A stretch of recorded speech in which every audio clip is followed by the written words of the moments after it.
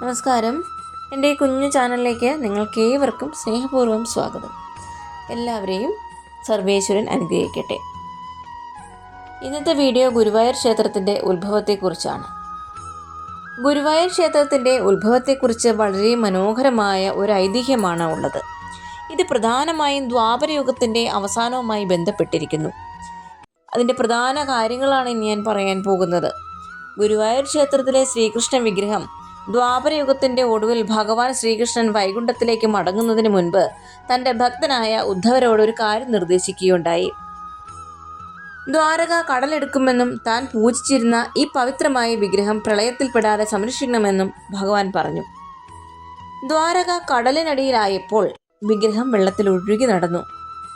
ബൃഹസ്പതിയും അദ്ദേഹത്തിൻ്റെ ശിഷ്യനായ വായുദേവനും ചേർന്ന് ഈ വിഗ്രഹം വീണ്ടെടുത്തു. ലോകനന്മയ്ക്കായി ഇത് പ്രതിഷ്ഠിക്കാൻ അനുയോജ്യമായ ഒരിടം തേടി അവർ തെക്കോട്ട് യാത്ര തിരിച്ചു. അവർ കേരളത്തിലെത്തിയപ്പോൾ മനോഹരമായ ഒരു തടാകവും, അതായത് രുദ്രതീർത്ഥമാണ് കേട്ടോ, അതിനടുത്ത് ശിവപാർവതിമാരെയും കണ്ടുമുട്ടി. വിഗ്രഹം പ്രതിഷ്ഠിക്കാൻ ഏറ്റവും അനുയോജ്യമായ സ്ഥലം ഇതാണെന്ന് മനസ്സിലാക്കിയ പരമശിവൻ അവർക്കായി അവിടെ നിന്ന് മാറി അടുത്തുള്ള മമ്മിയൂരിലേക്ക് താമസം മാറ്റി എന്നാണ് വിശ്വാസം.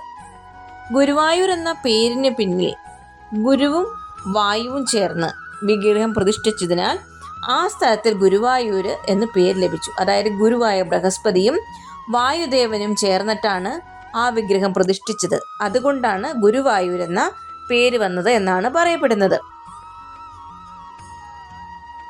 ഗുരുവായൂർ ക്ഷേത്രത്തിൻ്റെ വിഗ്രഹത്തിന് പ്രത്യേകതകളുണ്ട്. പാതാള അഞ്ജനശിലയിൽ നിർമ്മിച്ച ചതുർബാഹുവായ വിഷ്ണു വിഗ്രഹമാണ് ഇത് വസുദേവർക്കും ദേവകിക്കും മഹാവിഷ്ണു തന്നെ നേരിട്ട് നൽകിയതാണെന്നും ഐതിഹ്യമുണ്ട്.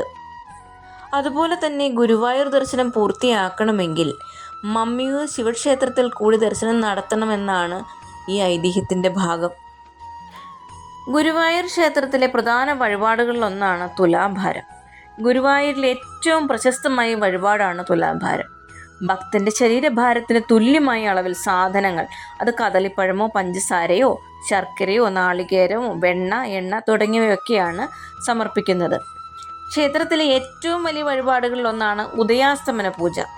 നിർമ്മാല്യം മുതൽ അത്താഴ പൂജ വരെ നീളുന്ന 18 സവിശേഷ പൂജകളാണ് ഇതിൽ ഉൾപ്പെടുന്നത്. ഇത് ബുക്ക് ചെയ്യാൻ വർഷങ്ങളോളം കാത്തിരിക്കേണ്ടി വരാറുണ്ട്. അതുപോലെ തന്നെ അടുത്തതാണ് കൃഷ്ണനാട്ടം. ഭഗവാന്റെ കഥകൾ പറയുന്ന 8 ദിവസത്തെ നൃത്തരൂപമാണ് ഇത്. കല്യാണത്തിന് സ്വയംവരം, ശത്രുദോഷത്തിന് കംസവധം, കുട്ടികളുണ്ടാകാൻ സന്താനഗോപാലം എന്നിങ്ങനെ ഓരോ ആവശ്യങ്ങൾക്കായി ഓരോ കഥകൾ വഴിപാടായി നടത്തുന്നു. പാൽപ്പായസം, നെയ്വിളക്ക് എന്നിവ ഭഗവാന് ഏറെ പ്രിയപ്പെട്ടതാണ്. ഇവിടുത്തെ പാൽപ്പായസം കൂടാതെ നടയിൽ നെയ്വിളക്ക് തെളിക്കുന്നതും വലിയ പുണ്യമായിട്ടാണ് കരുതപ്പെടുന്നത്. ഇനിയും ഇതുപോലുള്ള വീഡിയോകൾക്കായി ഈ ചാനൽ സബ്സ്ക്രൈബ് ചെയ്യൂ. Thank you for watching.